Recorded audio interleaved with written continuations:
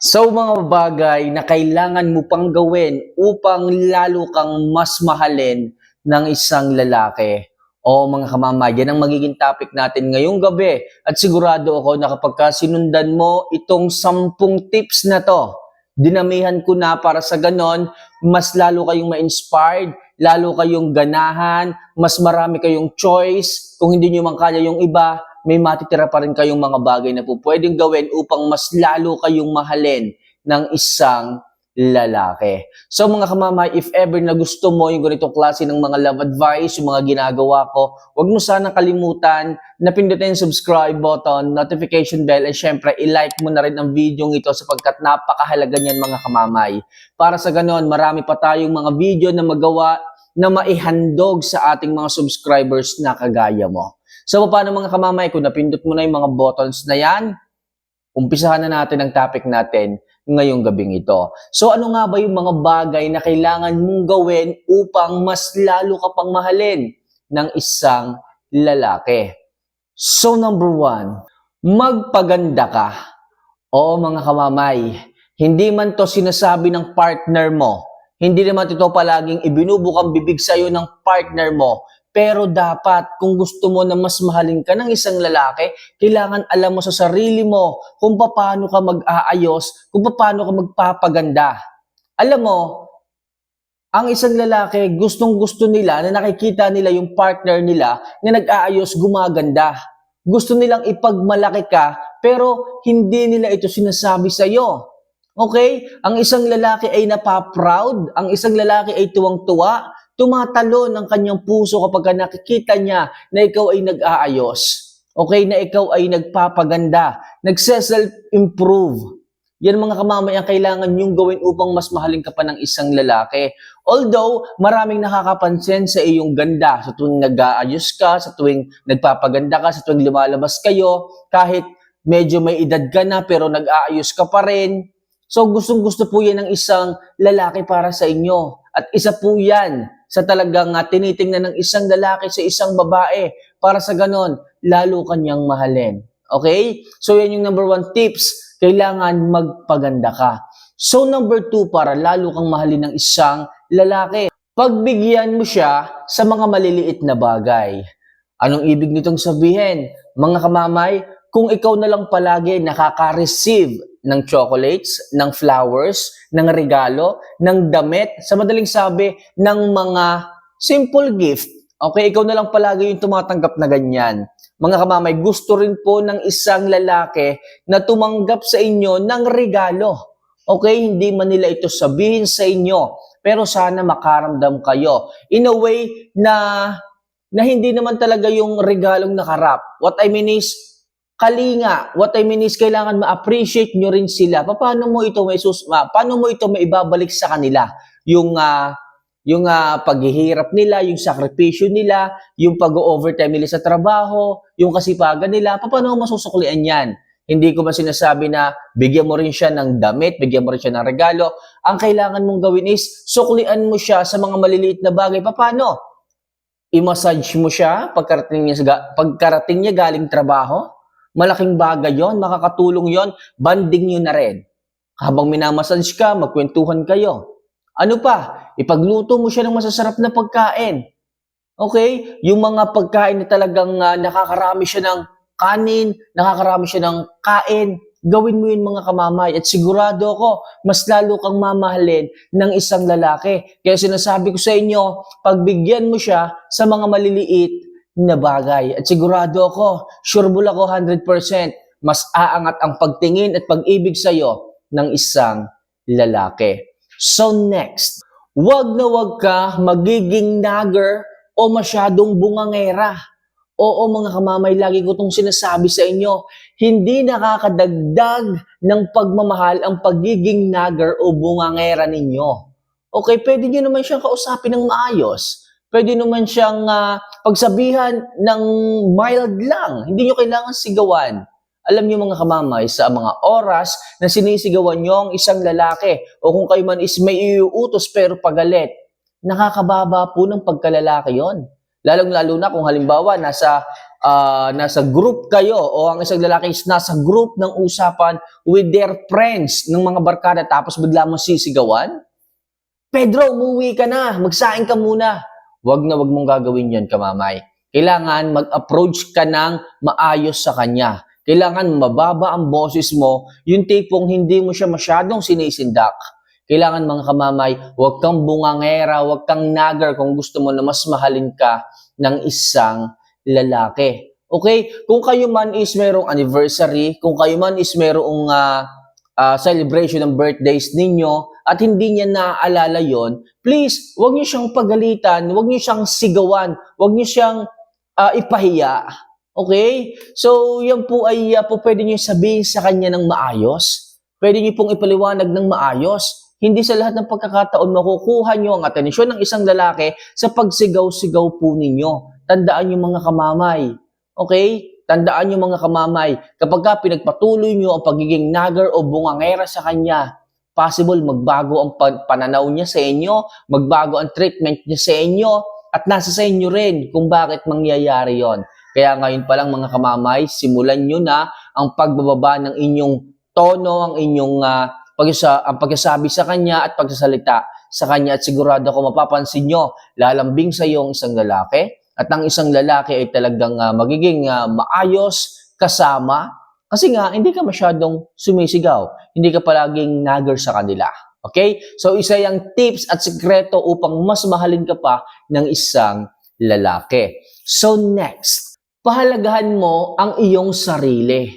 Oo, okay, mga kamamay, So, kailangan pahalagahan mo rin ang sarili mo. Hindi po pwedeng susunod ka na susunod sa mga kagustuhan ng lalaki. Hindi po pwedeng i-under ka palagi ng isang lalaki. Yung tipong halos lahat ng bagay na ginagawa mo noon, binabago niya. Yung tipong yung mga kasiyahan na ginagawa mo noon na nakapagbibigay ng aliw sa sarili mo, binago mo na. Huwag kayong papayag mga kamamay na baguhin kayo ng isang lalaki. Huwag kayong papayag mga kamamay na yung mga ugali nyo na meron noon sa inyong sarili is binago ng isang lalaki. Tandaan nyo mga kamamay, kayo po ay minahal ng isang lalaki dahil unique ang ugali ninyo. Kayo po ay minahal ng isang lalaki sapagkat nakita niya ang ugali mo na meron ka noon. Pero ngayon, yung mga ugali mo noon, hindi mo na na-showcase sapagkat binabago ka ng isang lalaki. Huwag kang papayag mga kamamay.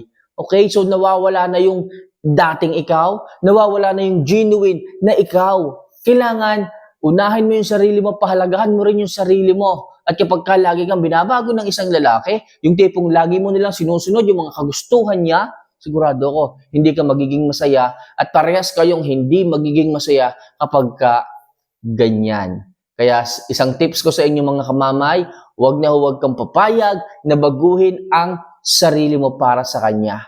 Siya yung mag-adjust sapagkat ganyang kanya nakilala. At kung mayroon man na gusto kong baguhin, ikaw mismo sa sarili mo ang babago noon at hindi dahil sa kanya, hindi dahil sa gusto niya itong baguhin mo. Okay? So next, pakinggan mo siya palagi. Oo mga kamamay, kailangan mong pakinggan yung mga sinasabi palagi, payo, yung mga chika, yung mga marites ng inyong mga partner. Hindi po pwede na kapag ka magkukwento sila, mag-o-open sila sa'yo, iisnabi ninyo. Mahalaga po na mag-concern din kayo. Pakinggan nyo din siya palagi.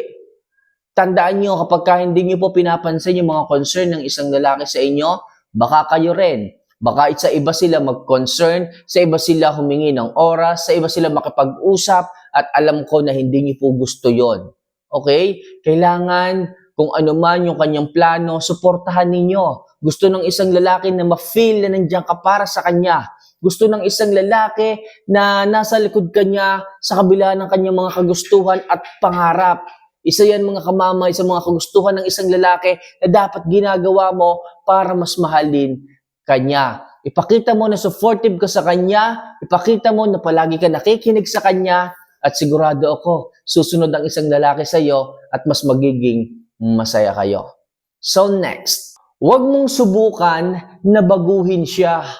Oo mga kamamay, ang isang lalaki ay hindi niyo dapat na binabago. Sabihin ng iba dyan, kamamay, hindi na nga maganda yung ugali. Hindi ko pa ba sasabihin sa kanya? Hindi ko pa ba gustong ipabago yun sa kanya? Oo, may mga mali siyang nagagawa, may mga pangit siyang ugali, pero hindi niyo dapat siya binabago. Kung gusto niyo siyang baguhin, siya mismo ang magbabago nun para sa sarili niya. Okay? Kung nakikita niya na hindi okay yung kanyang ugali sa iyo, at nasabi mo na, okay na yun, that's enough. Hayaan mo na siya yung mag-adjust sa sitwasyon. Kung gusto niyang magbago para sa'yo, gagawin niya. At kung hindi niya gustong magbago para sa'yo, kahit idildil mo yung mga sinasabi mo sa kanya, hindi niya yun babaguhin. Okay? Ang maganda mong gawin dyan, tanggapin mo siya kung ano siya, at the same time, tatanggapin ka rin niya bilang ikaw. At kung gusto niyang magbago para sa'yo, gagawin niya yon sa kanyang sarili. Tandaan, sa kanyang sarili magsisimula ang pagbabago. Okay? So next, huwag mong iparamdam na obligado siya na alagaan ka.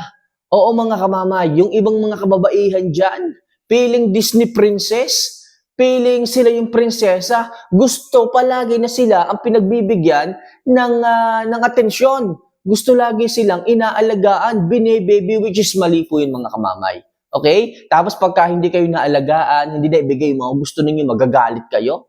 Okay? Mas maganda mga kamamay, kung gusto mong mas mahalin ka ng isang lalaki, wag mong iparamdam sa kanya, wag mong sabihin sa kanya na obligado siya na alagaan ka. Okay? So kailangan mga kamamay, alam mo sa sarili mo, ilagay mo sa sarili mo na hindi kanya obligasyon.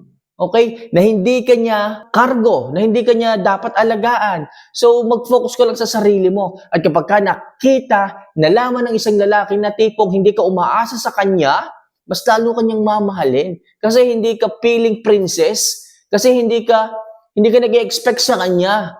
So, mas mamahalin ka ng isang lalaki kapag kaganyan mga kamamay. Kasi nga, umaasa ka sa sarili mo. Hindi ka nag-expect sa kanya. Kasi nga, karamihan sa mga kababaihan ngayon, nag-expect na dapat sila inaalagaan. Na dapat sila ay pinoprotektahan. Okay? So, dapat maiba ka sa kanila. So, next, pagkatiwalaan mo siya. Oo mga kamamay, mahalaga po yung tiwala na dapat ibigay nyo sa kanila. Oo, may mga babae dyan na talagang malakas kung makahinala. At syempre, hindi naman natin maililihim na paminsan-minsan tumatama talaga. Okay? So, okay lang naman na magduda, maghinala kung something na may maling nangyayari. Pero, hindi niyo po kailangan na alisin yung tiwala sa kanya. Hayaan niyo po silang bigyan ng tiwala. Hayaan niyo po silang makaramdam na talagang nandun yung tiwala mo.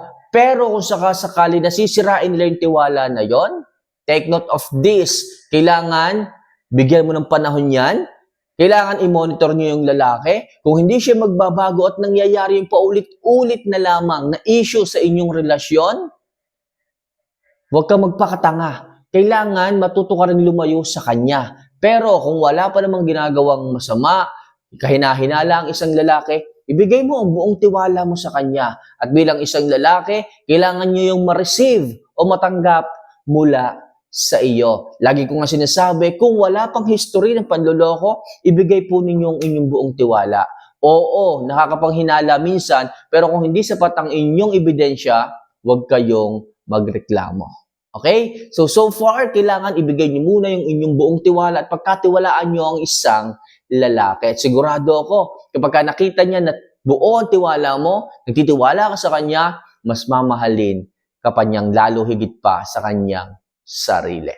So next, huwag mong hingiin na bitawan ang kanyang interest. Anong ibig kong sabihin? Kailangan yung mga bagay na ginagawa at nakapagpapasaya sa kanya, huwag mong pakiusapan na alisin sa kanyang buhay. For example, yung jowa mo, yung asawa mo, mahilig sa motor. Lagi niya na lang na binabaklas kabit yung mga flarings, yung mga makina, yung mga parts. Hayaan mo siya. Yan yung hilig niya. Yan yung saya niya. Hayaan mo. Kasi kung pipilitin mong alisin yan sa kanyang buhay, honey, alisin mo naman yung motor mo sa buhay mo. Pwede bang wag mo nang kalas-kalasin yung ganyan pa? Tandaan nyo, kapag pinilit nyo yung ganyan, unang-una, hindi kayo magkakasundo. Pangalawa, maboboring ang buhay niya. Oo mga kamamay, busy siya sa mga ginagawa niya. Pero tandaan mo, ang kalaban mo lamang is yung motor niya, hindi ibang tao. Maswerte ka pa rin kamamay. Kaya kung ako sa iyo, kung gusto mo na mas mahalin ka ng isang lalaki, suportahan mo ang hilig niya kung hindi nakakasama sa inyong relasyon. Alright? So next, huwag mong asahan na hindi na siya papansin ng ibang babae. Oo kamamay, huwag mong hilingin at huwag mong asahan na hindi na siya titingin sa ibang babae. May mga mata ang mga yan. Okay? Kung may dumaan na sexy, titingin lang ang mga yan, pero after that, yun lang yun.